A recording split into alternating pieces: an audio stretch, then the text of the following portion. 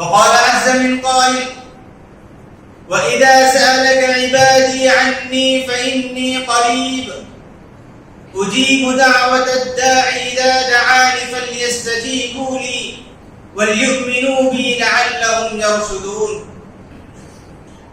وقال النبي صلى الله عليه وسلم ليس شيء أكرم على الله من الدعاء. محترم حاضرین جمعہ، پردہ نشین میرے اسلامی ماؤں اور بہنیں، خطبہ مسنونہ کے بعد سورہ بقرہ کی ایک آیت میں نے آپ لوگوں کے سامنے تلاوت کی. اس آیت کے شان نزول کے تعلق سے حافظ ابن کثیر رحمہ اللہ نے یہ بات نقل کی ہے کہ ایک آدمی اللہ کے رسول صلی اللہ علیہ وسلم کے پاس آ کر سوال کرتے ہیں ربنا قریب فنناجی، اے رسول کیا ہمارا پروردگار، ہمارا رب قریب ہے کہ ہم جب دعا کریں تو اس سے سرگوشی کریں، آہستہ اس کو پکاریں؟ ام بعید فنناجی، یہ ہمارا رب بہت دور ہے، دعا کے موقع پر ہم اسے بلند آواز سے پکار پکار کر ہم اس کو پکاریں؟ تو یہ آیت نازل ہوئی. اس آدمی کے سوال کے جواب میں اللہ تبارک و تعالیٰ نے یہ آیت نازل کی وَإِذَا سَأَلَكَ عِبَادِي عَنِّي فَإِنِّي قَرِيبٌ. اے نبی، اگر کوئی آپ سے میرے تعلق سے پوچھے فَإِنِّي قَرِيبٌ، تو بتا دو کہ میں بہت قریب ہوں، میں ان کی باتوں کو بہت زیادہ سننے والا ہوں، اور جب دعا کرنے والا دعا کرتا ہے میں اس کی دعا کو سنتا ہوں، اس کی دعا کو قبول کرتا ہوں. تو اس آیت کریمہ میں اللہ تبارک و تعالیٰ نے اس آدمی کے سوال کا جواب خود اللہ تبارک و تعالیٰ نے دی کہ جب کوئی بندہ اللہ کو پکارتا ہے تو اللہ تبارک و تعالیٰ اس کی باتوں کو ضرور سنتے ہیں. اس آیت کریمہ میں اللہ تبارک و تعالیٰ نے ہمیں ایک اہم عبادت دعا کی اہمیت بتلائی ہے. دعا جسے اللہ کے رسول صلی اللہ علیہ وسلم نے احادیث میں عبادت سے تعبیر کی ہے. اللہ کے رسول صلی اللہ علیہ وسلم نے فرمایا الدعاء هو العبادہ، کہ دعا ہی عبادت ہے.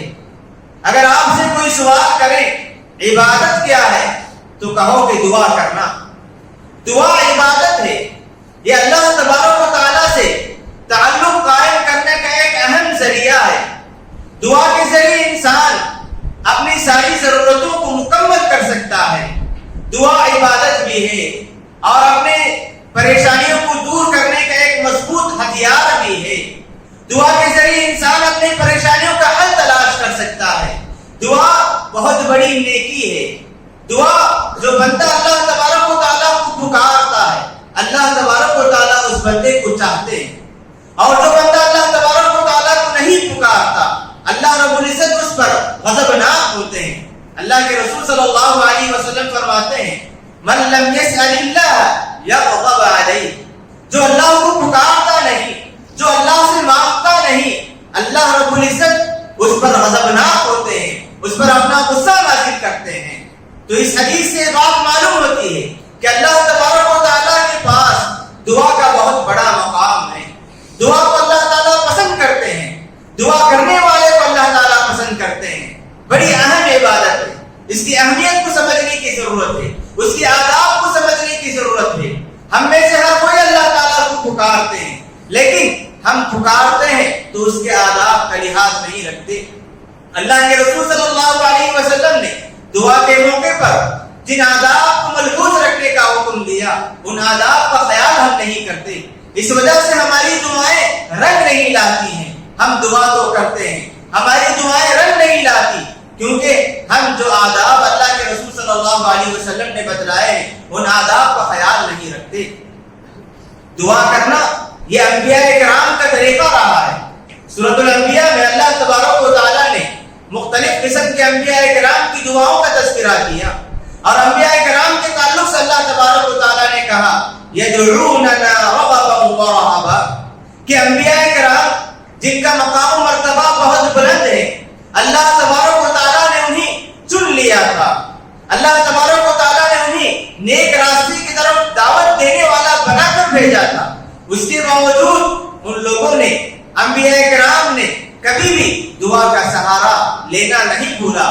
جب کبھی ضرورت پڑتی، جب کبھی کوئی پریشانی لاحق ہوتی تو فوراً اللہ تبارک و تعالیٰ کو پکارا کرتے تھے۔ اللہ تعالیٰ فرماتے ہیں یدعوننا رغبا ورہبا، وہ اللہ تبارک و تعالیٰ سے امید لگائے ہوئے، ڈرتے ہوئے اللہ تعالیٰ کو پکارتے ہیں۔ اور جب انبیاء کرام اللہ تبارک و تعالیٰ کو پکارتے ہیں تو اللہ تبارک و تعالیٰ ان کی دعاؤں کو ضرور قبول بھی کرتے ہیں، کیونکہ انبیاء کرام آداب دعا کا لحاظ رکھا کرتے تھے اور اللہ تعالیٰ کو جیسے پکارنا ویسے پکارا کرتے تھے۔ اور ہمیں دعا کی اہمیت کو سمجھنا ہے، دعا کے آداب کو سمجھ کر اگر اللہ تعالیٰ کو پکاریں گے تو اللہ تعالیٰ ضرور ہماری دعاؤں کو قبول کریں گے۔ کون سی ضرورت ہے جسے اللہ تعالیٰ پر نہیں کر سکتے؟ ہماری کون سی پریشانی ہے جسے اللہ تعالیٰ حل نہیں کر سکتے؟ ہماری کون سی بیماری ہے جسے اللہ تعالیٰ شفا نہیں دے سکتے؟ اللہ تعالیٰ کے لیے کوئی چیز ناممکن نہیں ہے۔ اللہ تعالیٰ ہر ایک کی دعا کو قبول کرتے ہیں، ہر ایک کی دعا کو سنتے ہیں، شرط یہ ہے کہ ہم دعا جس طرح کرنی ہے ویسے کرنا ہے۔ اسی لیے اللہ تبارک و تعالیٰ ایک آیت میں فرماتے ہیں امن یجیب المضطر اذا دعا، کہ پریشان حال کی دعاؤں کو کون قبول کرتے ہیں؟ امن یجیب المضطر اذا دعا، جب پریشان حال انسان، مجبور انسان، لاچار انسان جب پکارتا ہے تو اس کی دعا کو کون قبول کرتے ہیں؟ وَيَكْشِفُ السُّوءَ، اور اس کی بیماریوں کو، اس کی پریشانیوں کو کون دور کرتے ہیں؟ وَيَجْعَلُكُمْ خُلَفَاءَ الْأَرْضِ، اور وہ تمہیں زمین میں اپنا جانشین بنائے گا۔ اِلَٰهٌ مَّعَ اللَّهِ، کہ اللہ تعالیٰ کے ساتھ کوئی اور ہے جو اللہ تعالیٰ دو بندوں کی دعا کو قبول کر سکتے ہیں؟ ہرگز نہیں۔ دعاؤں کو سننے والا، دعاؤں کو قبول کرنے والا، دعاؤں کا جواب دینے والا صرف اللہ تبارک و تعالیٰ ہے۔ جب ہم پکاریں پورے یقین کے ساتھ، بھروسے کے ساتھ، امید کے ساتھ، اگر کوئی بندہ اللہ تبارک و تعالیٰ کے سامنے اپنی ضروریات کو رکھے گا تو اللہ تبارک و تعالیٰ اس کی دعاؤں کو ضرور قبول کرتے ہیں، اس کی دعائیں ضرور رنگ لائے گی۔ انبیاء کرام کی زندگی کو پڑھ کر دیکھیں، انبیاء کرام نے اللہ تبارک و تعالیٰ سے جو بھی دعائیں کی وہ ساری دعائیں دنیا میں رنگ لائی۔ اللہ تبارک و تعالیٰ نے مختلف انبیاء کرام کی دعاؤں کو قرآن مجید میں نقل کیا ہے، یہ بتلانے کے لیے کہ بندو اگر تم بھی اسی طرح دعا کرو گے تو اللہ تبارک و تعالیٰ تمہاری دعاؤں کو ضرور قبول کریں گے۔ حضرت نوح علیہ السلام اللہ تبارک و تعالیٰ کی راہ میں 950 سال 950 سال تک لوگوں کو دعوت دیتے رہتے ہیں۔ بڑی محنت انہوں نے کی، بڑی کوشش انہوں نے کی، ساری کوششوں کے بعد ان کے قوم والوں نے ان کو جھٹلا دیا، ان کی بات نہیں مانی۔ بڑے مجبور ہو کر، بڑے لاچار ہو کر اللہ تبارک و تعالیٰ سے دعا کرتے ہیں ربی انی مغلوب فانتصر، پروردگار میں مجبور ہو چکا ہوں، میں لاچار ہوں، میری تو مدد فرما۔ تو اللہ تبارک و تعالیٰ حضرت نوح علیہ السلام کی اس دعا کو قبول کر کے فوراً اللہ تبارک و تعالیٰ اس جھٹلانے والے قوم پر عذاب بھیج دیتے ہیں۔ ایک ایسا طوفان آتا ہے کہ اللہ تبارک و تعالیٰ اس دعا کو قبول کر کے ایسا طوفان بھیجتے ہیں کہ سارے لوگ جو بھی اللہ تعالیٰ کو جھٹلاتے تھے سارے لوگ ہلاک ہو گئے۔ حضرت یونس علیہ السلام کو اللہ تبارک و تعالیٰ نے آزمایا۔ حضرت یونس علیہ السلام کو کشتی سے اٹھا کر سمندر میں پھینک دیا جاتا ہے۔ یونس علیہ السلام مچھلی کے پیٹ میں چلے جاتے ہیں۔ مچھلی کے پیٹ میں جانے کے بعد ان کو محسوس ہوتا ہے کہ انہوں نے غلطی کی، چھوٹی سی غلطی ہو گئی، اور مچھلی کے پیٹ میں جا کر وہ اللہ تبارک و تعالیٰ کو پکارتے ہیں کہ پروردگار میں تیرا لاچار بندہ ہوں، مجبور اور عاجز بندہ ہوں، میں نے اپنے آپ پر ظلم کیا، تیری ذات ہر قسم کے عیب سے پاک ہے۔ تو اللہ تبارک و تعالیٰ نے یونس علیہ السلام کی دعا کو ضرور فوراً قبول کی۔ فاستجبنا له ونجيناه من الغم، اللہ تعالیٰ فرماتے ہیں کہ ہم نے یونس علیہ السلام کی اس دعا کو ہم نے سنی اور اس دعا کو قبول کر کے انہیں اس غم سے نکالا۔ اللہ تبارک و تعالیٰ نے مچھلی کو حکم دیا کہ جسے تو نکلی ہے اس کو تو اگل دے، تو مچھلی ساحل کے پاس آ کر، ساحل پر آ کر یونس علیہ السلام کو اگل دیتی ہے۔ تو اللہ تبارک و تعالیٰ کے لیے کوئی چیز ناممکن نہیں ہے، کوئی پریشانی دور کرنا اس کے لیے مشکل نہیں ہے۔ ہر پریشانی اللہ تبارک و تعالیٰ کے دربار میں، ہر پریشانی کا حل ہے، ہر بیماری کا حل اللہ تبارک و تعالیٰ کے پاس ہے۔ بس ضرورت اس بات کی ہے کہ ہم یقین کے ساتھ، امید کے ساتھ، بھروسے کے ساتھ اگر اللہ کو پکاریں گے تو فوراً اللہ تعالیٰ ہماری دعاؤں کو قبول کرتے ہیں۔ حضرت ایوب علیہ السلام کو اللہ تبارک و تعالیٰ نے بیماریوں سے آزمایا تھا، بڑی بیماریاں آ گئی تھی، بڑی بیماریوں سے مبتلا تھے۔ جب اللہ تبارک و تعالیٰ کو پکارتے ہیں رب انی مسنی الضر وانت ارحم الراحمین، بیماری لاحق ہو گئی ہے، صرف ایک دعا انہوں نے کی رب انی مسنی الضر، کہ پروردگار مجھے بیماری لاحق ہو گئی ہے، وانت ارحم الراحمین، تو بہت زیادہ رحم کرنے والا ہے۔ اللہ تبارک و تعالیٰ ان کی اس دعا کو قبول کر کے فوراً ان کے لیے شفا کا فیصلہ کر دیتے ہیں۔ اللہ تبارک و تعالیٰ کے پاس ایوب علیہ السلام کی یہ دعا تھی کہ اللہ تعالیٰ نے ایوب علیہ السلام کی دعا کو قبول کی۔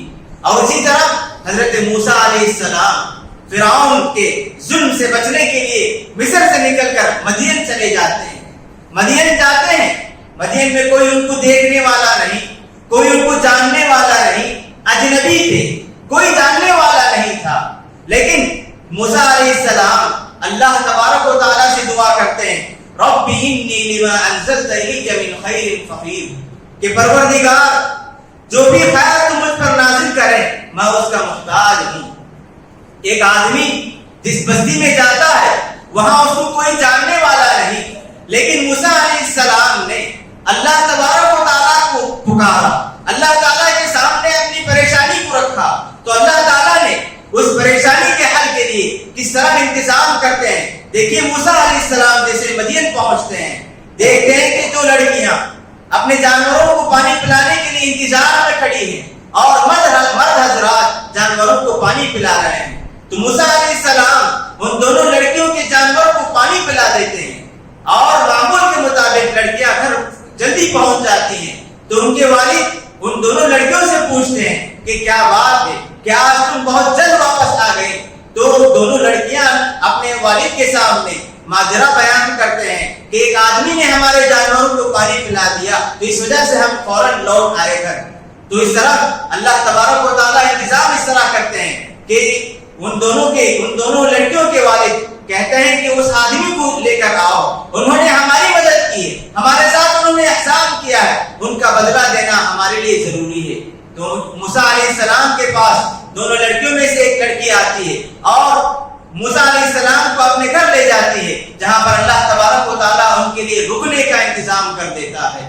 تو اس طرح بندہ جب اللہ تعالیٰ کو پکارتا ہے تو اللہ تعالیٰ اس کے لیے غیب سے راستے کھول دیتے ہیں۔ کوئی چیز مانے نہیں ہے، کوئی چیز رکاوٹ نہیں ہے، بس ضرورت اس بات کی ہے کہ ہم اللہ تعالیٰ کو پکاریں، اللہ تعالیٰ کو پکاریں۔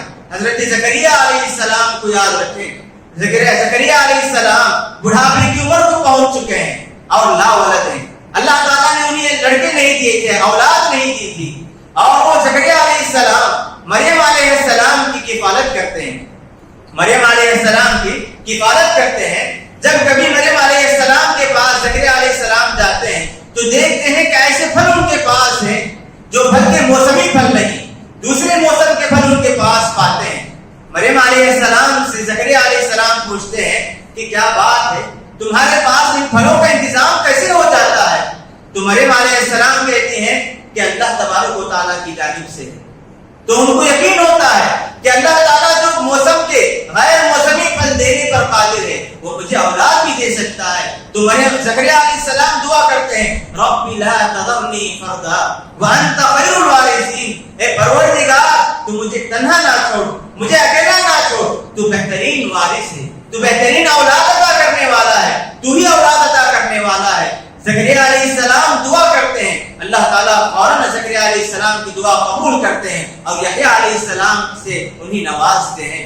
تو موسیٰ علیہ السلام، یونس علیہ السلام، نوح علیہ السلام، ایوب علیہ السلام، اس طرح بے شمار انبیاء کرام کے واقعے کو اللہ تبارک و تعالیٰ نے قرآن مجید میں بتایا اور ان کی دعاؤں کا تذکرہ اللہ تبارک و تعالیٰ نے کیا ہے، یہ بتلانے کے لیے کہ جب بندہ اللہ تعالیٰ کو پکارتا ہے تو اللہ تعالیٰ اس کی پکار کو ضرور سنتے ہیں، اس کی دعاؤں کو ضرور قبول کرتے ہیں۔ اللہ کے رسول صلی اللہ علیہ وسلم کی سیرت کو پڑھ کر دیکھیں، اللہ کے رسول صلی اللہ علیہ وسلم نے جب دعا کی، اللہ کے رسول کی ساری دعائیں رنگ لائیں، اکثر دعائیں دنیا ہی میں اثر دکھانے لگی۔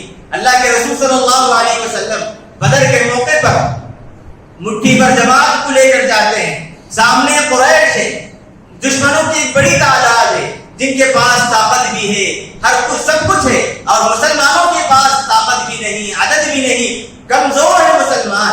ایسے موقع پر اللہ تبارک و تعالیٰ کے دربار میں اللہ کے رسول صلی اللہ علیہ وسلم دعا کرنے لگتے ہیں کہ پروردگار یہ مٹھی پر جماعت اگر آج ہلاک ہو جائے تو اس کے بعد تیری کوئی عبادت کرنے والا نہیں ہوگا۔ مسلسل دعاؤں میں لگے رہتے ہیں۔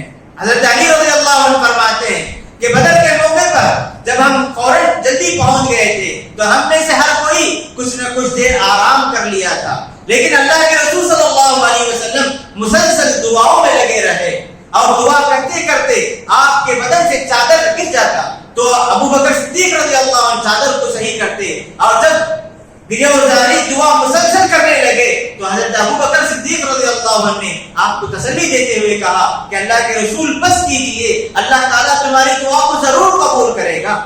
بدر کے موقع پر مسلمانوں کی تعداد بالکل کم، مسلمانوں کے پاس اسلحے نہیں، طاقت نہیں، اس کے باوجود اللہ تبارک و تعالیٰ کی مدد آئی۔ مسلمانوں کی تعداد کم ہونے کے باوجود مسلمان کامیاب ہوتے ہیں۔ اللہ کے رسول صلی اللہ علیہ وسلم کی دعا وہاں اثر کر جاتی ہے، اللہ کے رسول صلی اللہ علیہ وسلم کی دعا رنگ لاتی ہے۔ احزاب ایک بہت بڑی جنگ ہے اور مسلمانوں کے خلاف سارا عرب جمع ہو گیا تھا۔ مسلمان مدینے میں درمیان میں پھنس گئے تھے، پیچھے بھی دشمن، سامنے بھی دشمن تھا، اور اللہ کے رسول صلی اللہ علیہ وسلم کچھ ہیلے اختیار کرتے ہوئے اللہ تبارک و تعالیٰ کے سامنے دعا کرتے ہیں کہ پروردگار بادلوں کو چلانے والے، دشمنوں کو ہلاک کرنے والے، تو میری مدد فرما، تو قریش کو ہلاک کر دے۔ تو اس طرح اللہ تبارک و تعالیٰ کے سامنے اللہ کے رسول صلی اللہ علیہ وسلم احزاب کے موقع پر، جنگ خندق کے موقع پر دعا کرتے ہیں، فوراً اللہ تبارک و تعالیٰ اللہ کے رسول صلی اللہ علیہ وسلم کی دعا کو قبول کرتے ہیں اور دشمن کے دل میں ڈر بٹھا دیتے ہیں، جس کی وجہ سے طاقت ہونے کے باوجود، تعداد میں زیادہ ہونے کے باوجود وہ لوگ مدینہ چھوڑ کر بھاگ جاتے ہیں۔ تو اس طرح جو بھی بندہ اپنی ضروریات کو اللہ تبارک و تعالیٰ کے سامنے رکھتا ہے تو اللہ تعالیٰ اس کی دعا کو ضرور قبول کرتے ہیں۔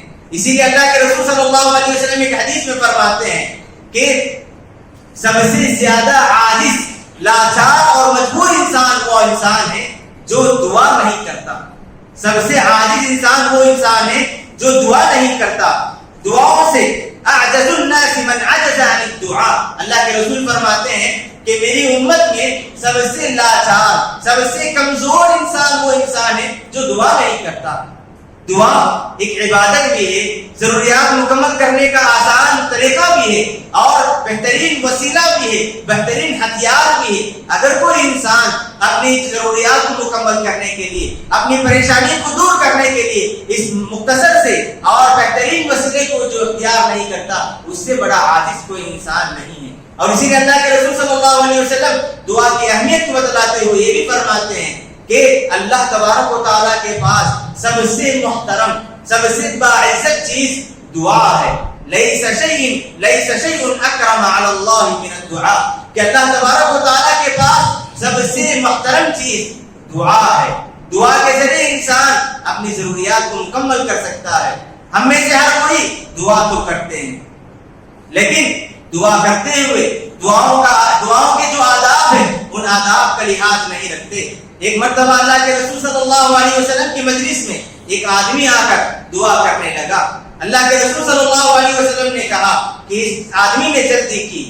دعا کے آداب میں سب سے پہلی بات یہ ہے کہ جب دعا شروع کریں تو اللہ تبارک و تعالیٰ کی تعریف بیان کریں، اللہ تبارک و تعالیٰ کی تعریف بیان کریں کہ پروردگار تو ہی دینے والا ہے، تو ہی سننے والا ہے، تو ہی جواب دینے والا ہے۔ جو بھی تعریف اللہ تعالیٰ تعالیٰ کی ہو سکتی ہے، تعریف کرنی چاہیے۔ اس کے بعد اللہ کے رسول صلی اللہ علیہ وسلم پر درود بھیجنا، درود بھیجنے کے بعد اللہ کے دربار میں اپنی ضروریات کو رکھنی چاہیے۔ اگر کوئی انسان دعا میں ہاتھ اٹھاتے ہوئے اپنی ضروریات کو رکھنے لگے، دعاؤں کے آداب کا لحاظ نہ رکھیں، تو وہ جلد باز ہوگا، اللہ تعالیٰ اس کی دعاؤں کا اثر نہیں دکھائیں گے۔ اور اسی طرح دعا کرتے ہوئے مکمل یقین اور توکل کے ساتھ اور عزم کے ساتھ کرنی چاہیے کہ اللہ مجھے چاہیے، میری ضرورت ہے اور مجھے یہ چاہیے، مجھے یہ پریشانی لاحق ہے، مجھے میری اس پریشانی سے دور فرما، مجھے اس پریشانی سے تو دور فرما، میری ضرورت کو مکمل فرما۔ اللہ تعالیٰ کے سامنے جو بھی ضروریات ہیں ان ضروریات کو مکمل طور پر یقین کے ساتھ، عزم کے ساتھ اور پختہ یقین کے ساتھ اللہ تعالیٰ کے سامنے رکھیں گے تو اللہ تعالیٰ اس دعا کو قبول کرتے ہیں۔ اللہ کے رسول فرماتے ہیں اذا دعا احدکم فلیعزم المسألہ، جب تم میں سے کوئی آدمی دعا کرنے لگے تو دعا پختہ یقین کے ساتھ کریں۔ اللہ اگر تو چاہے تو دے دے، اللہ تو چاہے تو یہ کر دے، اللہ تو چاہے تو میری پریشانی کو دور کر دے، اس طرح نہیں۔ اللہ سے جب مانگے تو پورے یقین کے ساتھ، عزم کے ساتھ مانگے کہ پروردگار مجھے میری اس بیماری سے، میری اس پریشانی سے دور فرما، مجھے اس پریشانی سے تو نکال دے، یقین کے ساتھ مانگنا چاہیے۔ اور اسی طرح اللہ تبارک و تعالیٰ کو ڈر کے ساتھ، خوف کے ساتھ، تضرع اور اخلاص کے ساتھ مانگنا چاہیے۔ اللہ تعالیٰ فرماتے ہیں ادعوا ربکم تضرعا وخفیا، اللہ تعالیٰ کو پکارو ڈر کے ساتھ، تمہارے دل میں ڈر ہو، اللہ تعالیٰ کا خوف ہو اور اللہ تعالیٰ کو پکارو تو آسانی کے آہستہ آہستہ پکارو، ایسا نہیں کہ زور زور سے پکارنے لگے، ایسی بات نہیں۔ اللہ تعالیٰ ہماری ہر بات کو سننے والے ہیں۔ اللہ تعالیٰ کے سامنے جب آپ ہاتھ پھیلانے لگو تو اللہ تعالیٰ کے سامنے اپنی ساری ضروریات رکھو اور ڈر کے ساتھ، خوف کے ساتھ، امید کے ساتھ، امنگ کے ساتھ۔ اگر کوئی بندہ اپنی ضروریات کو اللہ کے سامنے رکھتا ہے تو اللہ تعالیٰ اس کی ضروریات کو ضرور قبول کرتے ہیں۔ اور اللہ تبارک و تعالیٰ کے پاس جب کوئی بندہ مانگنے لگے تو ان دعاؤں کی قبولیت کی جلدی نہ کریں کہ کوئی بندہ دعا کرے اور دعا کا اثر نظر نہ آئے تو یہ شکایت شکوہ نہ کرے کہ میں دعا تو کرتا ہوں لیکن میری دعا اثر نہیں لاتی ہے، میری دعا رنگ نہیں لاتی ہے، تو اس طرح جلدی نہیں کرنا چاہیے۔ اللہ تعالیٰ نے آپ کو حکم دیا کہ تم دعا کرو، دعا قبول کرنے کا کام یہ اللہ تبارک و تعالیٰ کا ہے، ہمیں دعا کرنے کا حکم دیا گیا ہے، ہم جلدی نہ کریں۔ اللہ تعالیٰ ہماری ہر دعا کو قبول کرتے ہیں، ہماری ہر دعا کا اثر لاتے ہیں، لیکن ہمیں جلدی نہیں کرنی چاہیے۔ دعاؤں کے آداب میں ایک اہم بات یہ بھی ہے کہ اللہ تبارک و تعالیٰ سے بار بار مانگنا چاہیے۔ اللہ کے رسول فرماتے ہیں الحوا فی الدعاء کہ لوگوں دعاؤں میں اصرار کے ساتھ تم دعا کرو، کہ اصرار کے ساتھ تم دعا کرو، بار بار اللہ تبارک و تعالیٰ کے سامنے اپنی پریشانیوں کو رکھو، بار بار اللہ تعالیٰ کو مانگنے لگو، جب کبھی موقع ملے، جب کبھی فرصت ملے، جب کبھی کوئی موقع آ جائے اللہ تعالیٰ کو پکاریے، اللہ تعالیٰ کے سامنے اپنی ضروریات کو رکھے، اللہ کے دربار میں اپنی دعاؤں کو رکھے، اللہ تعالیٰ ضرور قبول کریں گے۔ جلدی نہیں کرنا چاہیے، اصرار کے ساتھ، ضد کے ساتھ اگر کوئی انسان دعا کرنے لگے تو اللہ تعالیٰ دنیا ہی میں اس کی دعاؤں کا اثر دکھاتے ہیں، دنیا ہی میں اس کی دعائیں رنگ لاتی ہیں۔ تو اس طرح دعا ایک اہم عبادت ہے، اللہ تبارک و تعالیٰ سے تعلق جوڑنے کا ایک اہم ذریعہ ہے، یہ عبادت کا ایک اہم مظہر ہے۔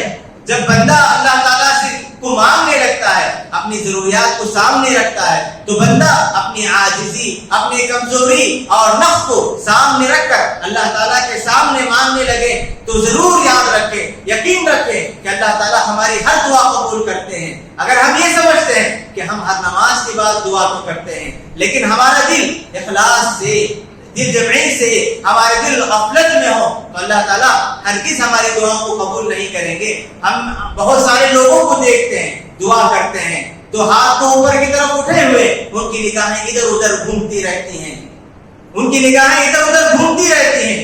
ایسا دل جو غافل ہو، جس میں دعاؤں کا اہتمام نہ ہو، جس کے دل میں دعا کی اہمیت نہ ہو، ایسی دعا ہرگز قبول نہیں ہوتی، ایسی دعا ہرگز اثر نہیں لاتی۔ اسی لیے جو دعا کرے تو پورے اخلاص کے ساتھ، دل جمعی کے ساتھ، جو کچھ آپ اللہ کے سامنے رکھتے ہیں اس کو سوچ کر، سمجھ کر، پورے معنی کو سمجھ کر اللہ تبارک و تعالیٰ کے سامنے رکھنا چاہیے، تبھی چل کر ہماری دعائیں رنگ لائے گی، تبھی چل کر اللہ تعالیٰ ہماری دعاؤں کو قبول کریں گے۔ دعاؤں میں اللہ کے رسول صلی اللہ علیہ وسلم سے بہت زیادہ دعائیں وارد ہیں، ان دعاؤں کو یاد رکھنا چاہیے۔ اللہ کے رسول صلی اللہ علیہ وسلم نے مختصر جملوں میں دنیا اور آخرت کی بھلائی مانگی ہے، ان دعاؤں کو بھی یاد رکھنا چاہیے۔ دعاؤں میں جب ہم عربی دعا کرنا چاہتے ہیں، عربی دعا کے ساتھ ساتھ احادیث میں جو دعائیں آئی ہیں ان دعاؤں کا اہتمام کریں گے تو اللہ تبارک و تعالیٰ ہمیں دنیا میں بھی اور آخرت کی بھلائی اس میں جمع کر دیتے ہیں۔ اپنی زبان میں بھی آپ دعا کر سکتے ہیں، اور اللہ کے رسول صلی اللہ علیہ وسلم کی جو جامع دعا ہے ان دعاؤں کو یاد رکھنا چاہیے۔ اللہ کے رسول نے ان دعاؤں میں بہت ہی خیر و برکات کو جمع کر دی ہیں۔ اللہ تبارک و تعالیٰ ہم تمام کو دعاؤں کی جو اہمیت ہے اس کو سمجھنے، جب ہم دعا کریں تو اس کے آداب کو خیال کرتے ہوئے کرنے کی اللہ تعالیٰ ہم تمام کو توفیق عطا فرمائے۔ اللہ کے رسول صلی اللہ علیہ وسلم فرماتے ہیں من فتح له باب الدعاء فتحت له ابواب الرحمہ، کہ جس کے لیے دعا کا دروازہ کھول دیا جائے، جسے دعا کی توفیق مل جائے تو اللہ کے رسول فرماتے ہیں اس کے لیے رحمت کے دروازے کھل جاتے ہیں۔